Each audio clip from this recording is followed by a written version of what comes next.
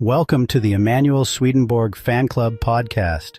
My name is John Chapman. Today I am delighted to have Emanuel as our very special guest. Born in 1688, Swedenborg began his life as a brilliant scientist and engineer, contributing to fields like anatomy, astronomy, and metallurgy. But midway through his life, something extraordinary happened. He claimed to experience a profound spiritual awakening that opened his awareness to the unseen world. From that point on, he dedicated himself to exploring the nature of the soul, heaven, hell, and the deeper purpose of human life. His writings offer a unique perspective, that the spiritual world is not far away, but intimately connected to our thoughts, choices, and loves every single day. So today, we're joined by a man who bridges science and spirituality, a thinker who invites us to look beyond appearances and ask, what is really going on beneath the surface of our lives? Let's welcome Emanuel Swedenborg. Thank you very much. I may have been dead for over 200 years, but my message is just as pertinent today as it was back in my time, perhaps even more so. I never thought I'd be known for my spiritual work. When I was younger, I spent most of my time on science, engineering, and making society better. I thought that understanding the natural world was a way to understand God's wisdom. For me, science and spirituality aren't separate. They're just two different languages that explain the same truth. Even though my experience changed, I didn't reject science or logic.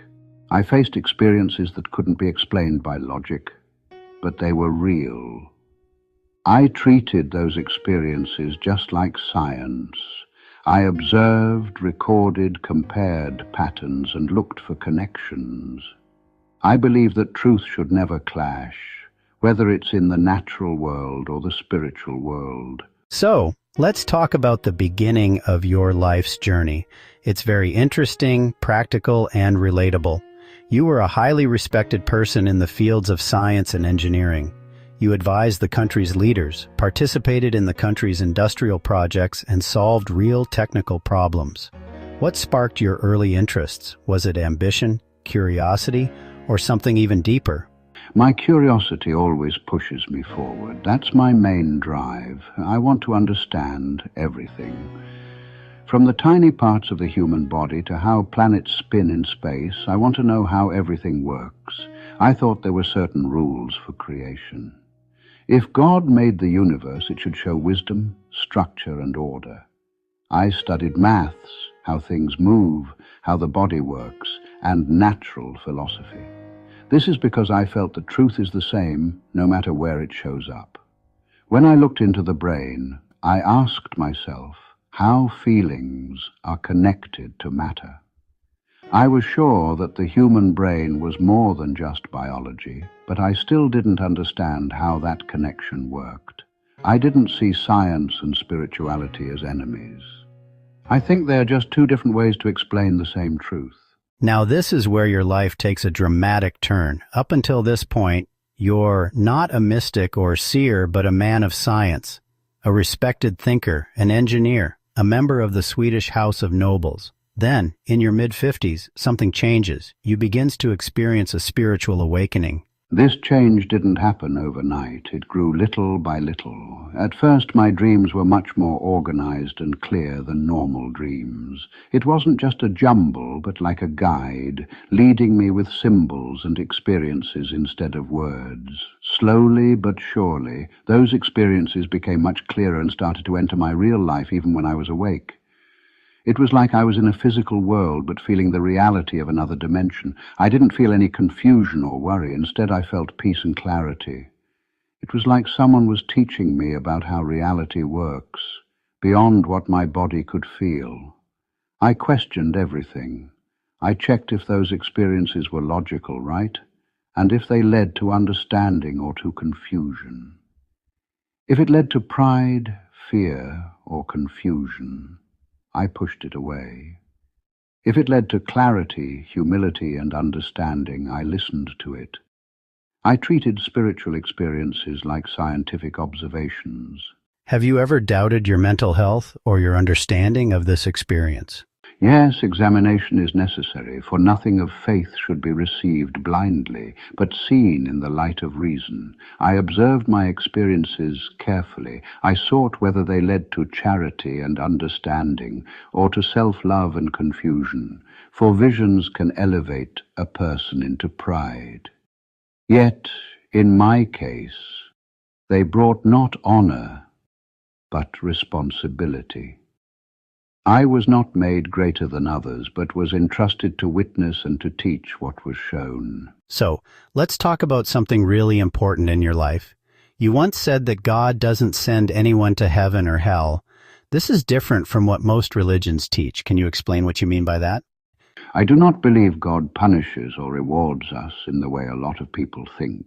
What I see instead is something deeper and more consistent. We are drawn toward the state that matches what we truly love. If a person chooses to love others, to seek truth, to act with honesty, and to be useful, they experience peace, meaning, and connection. That is heaven. If a person chooses selfishness, control, or harm, they experience anxiety, conflict, and emptiness. That is hell. This is not an external punishment, it is an inner alignment.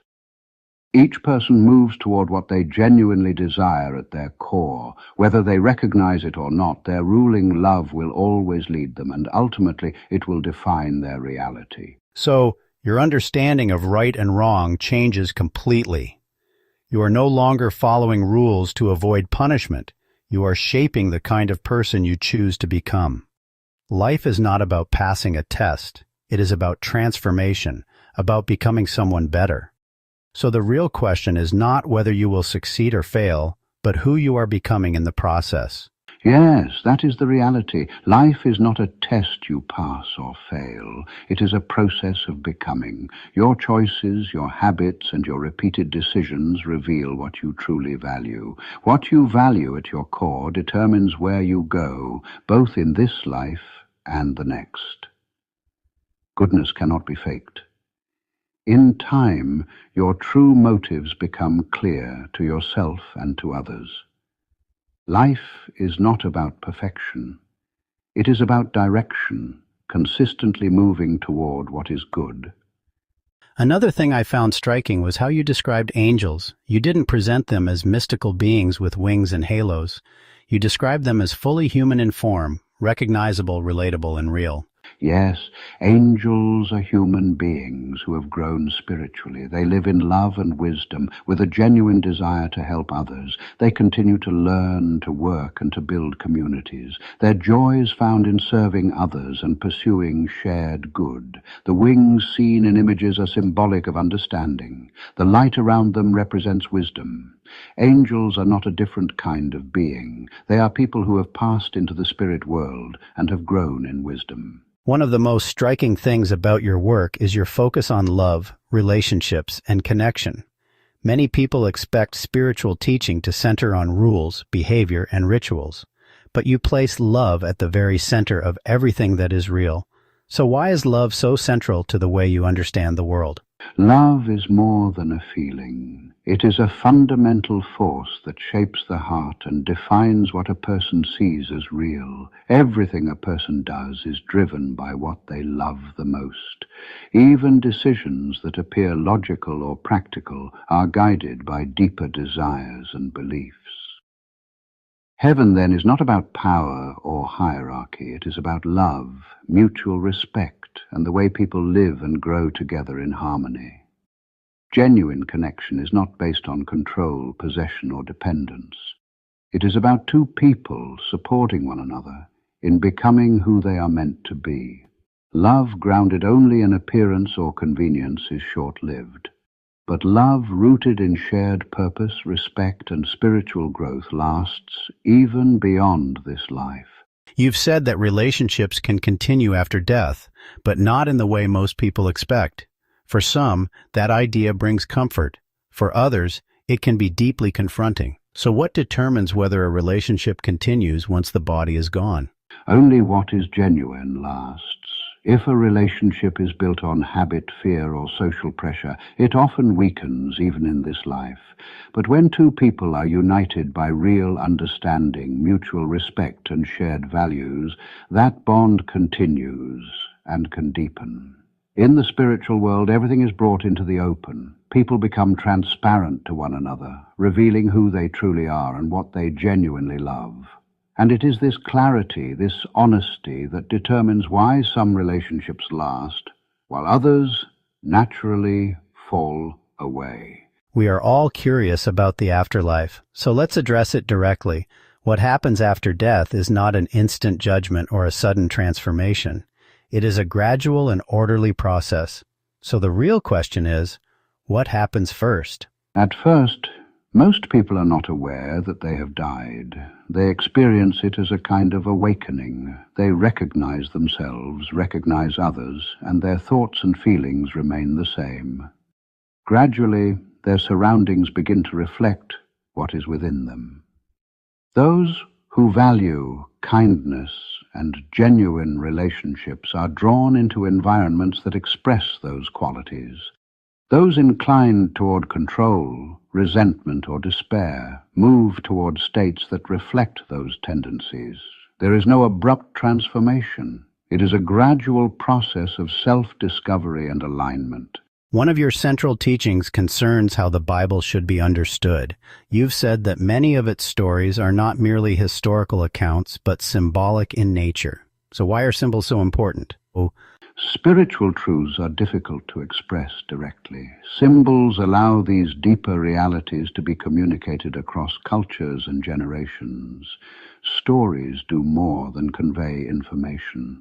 They reveal inner struggles, the process of transformation, and the realities of spiritual life in a way plain statements cannot.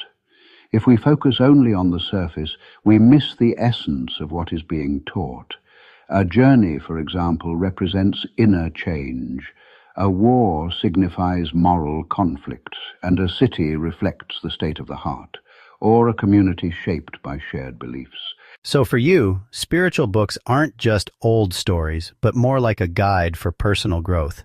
Your understanding of religion is truly unique.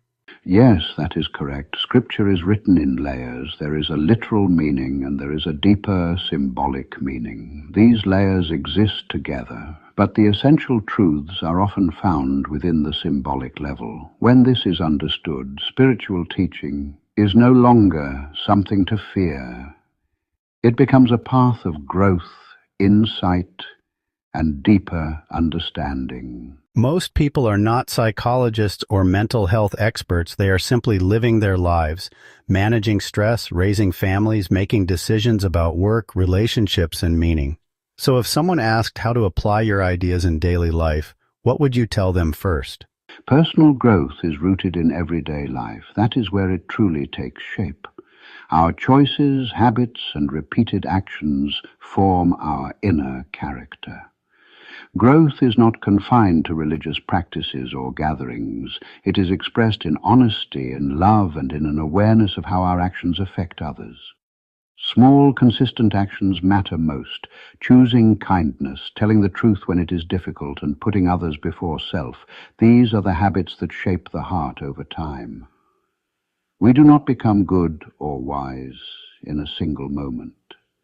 It is a gradual process, built through countless small decisions. Spirituality is not an escape from the world or from everyday life. It is the opposite. True spirituality is deeply connected to how we live each day. Spirituality is not about withdrawing from life. It is about engaging with it more deeply and more consciously. Work can be spiritual when it serves others. Relationships are spiritual when they foster growth.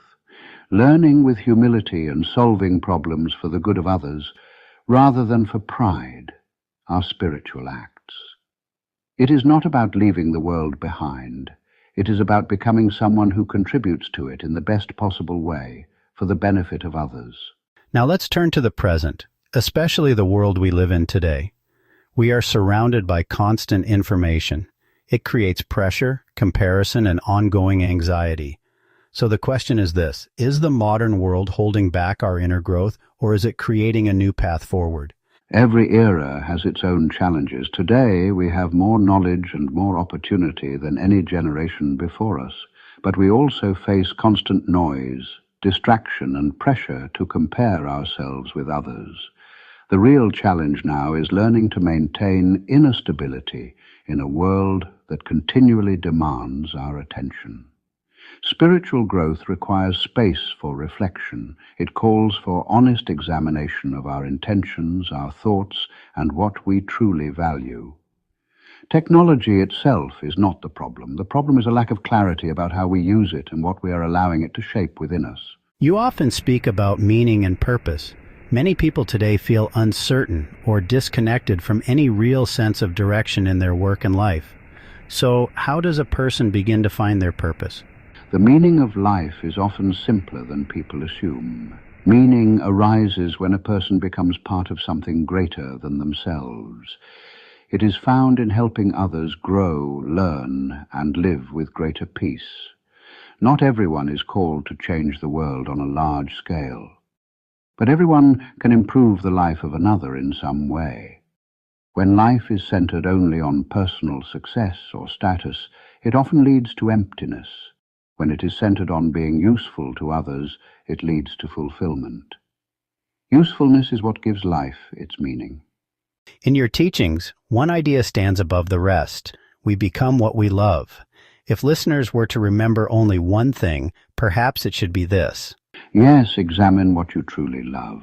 Not what you claim, but what actually directs your thoughts and choices. Your deepest desires shape your character. Your character then shapes your experiences, now, in the future, and beyond this life. Love cannot be simulated. In the end, it is revealed through action. What matters most is not what you profess, but what you love enough to live by. I want to raise a question that connects directly to modern life. Many people today do not think about heaven or the afterlife in their daily lives. Their focus is on work, family, making a living, and managing the pressures of a fast-changing world. So for someone who is simply trying to live well without consciously thinking about spiritual matters, do these ideas still apply? Yes, that is correct. Spiritual growth is not limited to religion or thoughts about the afterlife. It is defined by how a person lives each day, the habits they form, and the intentions behind their actions. Every choice matters. Choosing honesty over deception, kindness over harm, and service over self-interest strengthens the inner life. Over time, this inner character becomes more real and enduring than any temporary success or failure. Those who live with integrity, compassion, and responsibility, whether they speak of heaven or not, are in effect forming a kind of heaven within themselves. One of your statements stands out. Heaven is not a static place. It is not a state of endless rest. You describe it as a life of continued learning and growth, even after death. So why is growth essential to understanding what heaven truly is? Because consciousness is made to grow. Stagnation does not produce happiness or meaning. Growth brings deeper understanding, richer relationships, and a greater ability to serve others. In heaven, growth does not end. Learning continues, creation continues, discovery continues. The difference is that this growth is no longer driven by fear, deception, or survival. It is guided by a genuine desire to grow, because growth enables a person to contribute more fully to others. We often look for happiness and the meaning of life. Many people today chase after success and fame, but at the same time, they feel empty and not satisfied inside. Why does happiness give us more joy and meaning than fame? Status comes from outside. Usefulness comes from how you relate to others. Status is based on how you are perceived. Usefulness is measured by the impact you have. When a person focuses on status, their sense of worth becomes unstable. It rises and falls with comparison. When a person focuses on being useful, the value is immediate and clear. It is seen in the good their actions bring to others. This sense of meaning deepens when a person contributes to something greater than themselves. Another central idea in your work is that a person cannot conceal their true nature indefinitely. That insight is striking. Could you explain it further? In this world, a person's outward appearance does not always match what is within, but their decisions reveal what truly matters to them. Over time, consistent habits make their inner priorities visible. In the spiritual world, this becomes unmistakably clear. A person gradually comes into honest awareness of who they are. This is not a punishment. It is a process of self-revelation, and self-understanding is the essential first step toward genuine growth. For anyone listening who wants to live a meaningful life but doesn't know where to begin, where should they start? We can start with small things. Let's look closely at the choices we make every day. Be honest, be kind to others. Instead of trying to control people, look for a chance to help them. You don't have to be perfect, you just need to keep getting a little bit better all the time. A life full of small, good choices can be powerful and meaningful. You've said that what we desire ultimately shapes who we become, but in today's world we are constantly influenced by media, social pressure, work demands, and uncertainty about the future.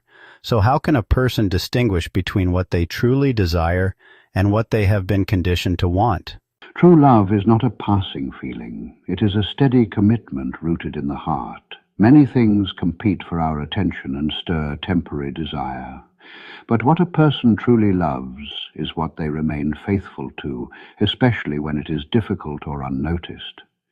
Choosing honesty over deception is an expression of love. Helping others without seeking reward is an expression of love.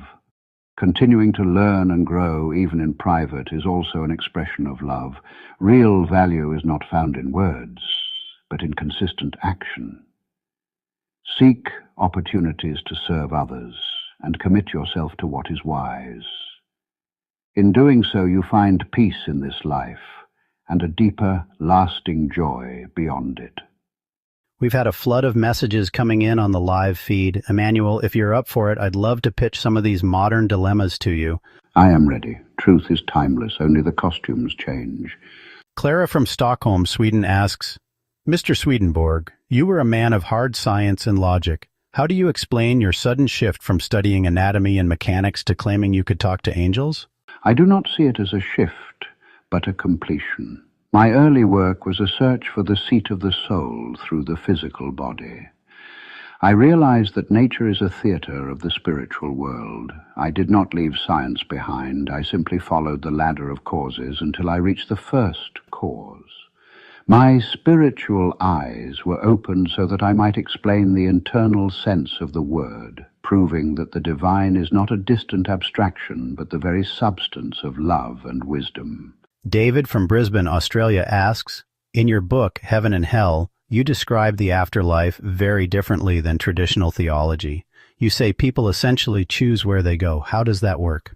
It is quite simple. Your ruling love determines your destination. In the world of spirits, which is the intermediate state after death, you can no longer hide your true intentions. If your inner life was defined by self-love and the love of worldly power, you will find the light of heaven agonizing and will seek out the company of those like yourself. This is what we call hell. If your inner life was defined by love for the neighbor and the Lord, you will be drawn to heaven. God casts no one into hell. We gravitate toward our own delights. Marcus from London, England asks, you write extensively about correspondences. Can you explain what that means for our listeners? Correspondence is the relationship between the natural world and the spiritual world. Everything you see in nature is an effect of a spiritual cause. For example, light in the natural world corresponds to truth in the spiritual world. Heat corresponds to love. When the Bible speaks of mountains or water, it is not merely describing geography, but the heights of love and the cleansing power of truth. To understand correspondences is to read the universe like a book written by the divine.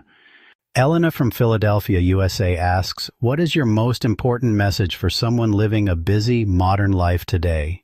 That all religion has relation to life, and the life of religion is to do good. You do not become spiritual by withdrawing from the world or merely reciting creeds. You become spiritual by being a useful citizen, a fair merchant, and a kind neighbor. Divine influence flows into us when we perform uses. To serve others is to provide a vessel for God to dwell within you. Fauga from Samoa asks, I've heard you use the term ruling love. What does that actually mean? Every person has many thoughts and desires, but among them there is one love that governs the rest. This is what I call the ruling love. It is not always what a person says they value. It is what consistently directs their choices, their habits, and the way they live. You may think of it as the center of the will, the love that shapes all others. If a person's ruling love is to serve others, then their thoughts, actions, and even their understanding begin to align with that purpose. But if their ruling love is self-interest or control, everything gradually bends in that direction. Over time, this ruling love forms the person's character, and that character determines the kind of life they experience. So the question is not merely, what do I believe, but rather, what do I love above all else? For it is this love that ultimately defines who you become. It's time to bring this episode to a close. Emanuel Swedenborg challenges our assumptions about life, emotion, morality, and meaning. Whether his ideas are seen as spiritual insight, philosophical reflection, or psychological observation, they invite us to examine our own lives more deeply. My name is John Chapman. Thank you for joining us in this discussion. You've been listening to the Emanuel Swedenborg Fan Club podcast. If this episode got you thinking, you can explore more at swedenborg.netlified app, where there's a free copy of Heaven and Hell waiting for you. Get in touch. Email eswedenborg88@gmail.com. Whether it's a personal reflection, a question about Swedenborg's teachings, or even a topic you'd like covered in a future episode, don't hesitate to reach out. Your insights help shape the direction of these conversations. This episode was written and produced by Paul Manning in Brisbane, Australia, December 2025, bringing Swedenborg's ideas into the 21st century using modern technology, human and AI creative cooperation, and just enough imagination to make an 18th century mystic feel right at home.